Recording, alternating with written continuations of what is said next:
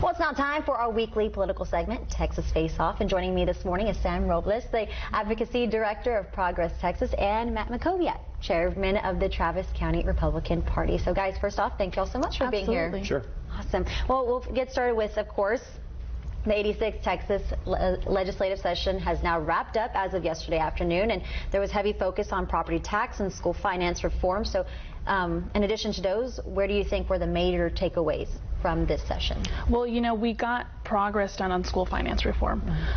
It's something that we have not seen done in years in this state, and so we're seeing some movement on that.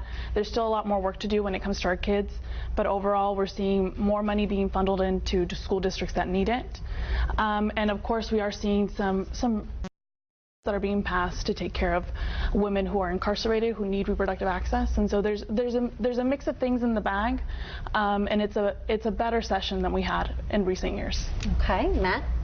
Yeah, I mean, this session was dominated by the debate and the urgent need to take action on property taxes and school finance reform, and that's why we're not having a special session.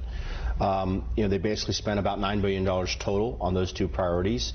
The school finance reform includes a $4,000 pay raise for basically all teachers and librarians. Depends on how many years service you have in terms of the exact amount. Reduces recapture by about half. That's huge here in Austin. We are the most penalized school district in terms of recapture.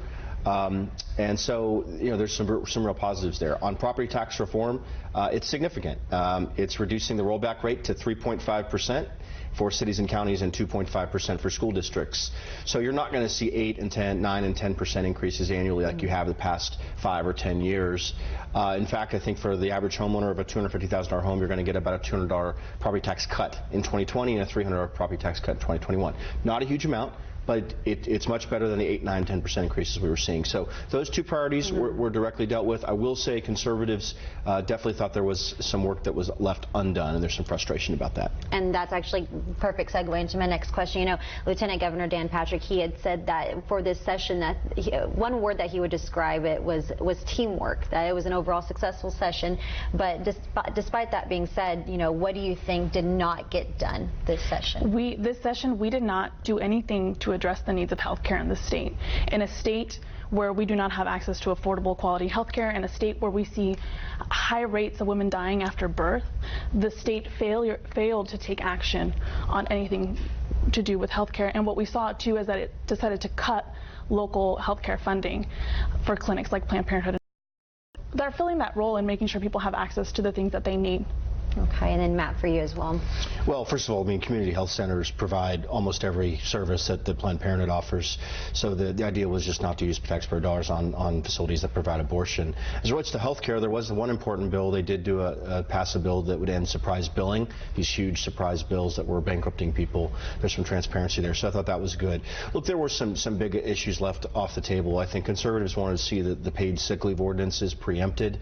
That's affecting Austin and San Antonio. It's going to cost us jobs. It's hurting small business. It's hurting the fast food industry. So I think that was an obvious missed opportunity. The budget itself spends quite a bit more money than it needed to. It probably could have spent about 8% more than last time. It's spending 12%. That's well beyond population growth and inflation. So there are some frustrations. I think fundamentally the leaders decided they had to keep everyone together and unified if they were going to address these two really big, complicated issues. They couldn't kind of get down in the weeds on some other things that were more divisive. Again, that frustrates conservatives, it frustrates some Republican primary voters, but they got done what they had to get done. They passed a budget and they passed these two priorities. Okay, and then the last thing, we talked about this earlier on midday, but of course also on the last day of the session, Secretary of State David Whitley delivered his letter of resignation. So what are your thoughts on that move, and how soon would a position like this be filled? Absolutely. So in the case of David Whitley, his nomination and the voter removal that happened this year, I think, is the biggest failure of the Republican leadership. And what we have seen throughout the last 5 months is not only have Senate Democrats were able to block that, we saw throughout the state grassroots organizations stand up against his nomination. And so while he might resign and is no longer in office, what we do need to see from the state is efforts to bring in a bipartisan nomination that can address and ensure trust in the top election position that we have in the state. Okay, and then Matt, for you as well. Yeah, I mean, I have news for Democrats. They're going to have no role now in approving the new Secretary of State. David Whitley has tremendous integrity and ethics. This is a real shame the way he was treated. The error that was made by DPS, not made by him, as it related to naturalized citizens who were voting legally. And then he went and settled the lawsuit that was filed by those organizations, paid for the legal costs that those organizations incurred, and improved the process going forward so this doesn't happen again in the future.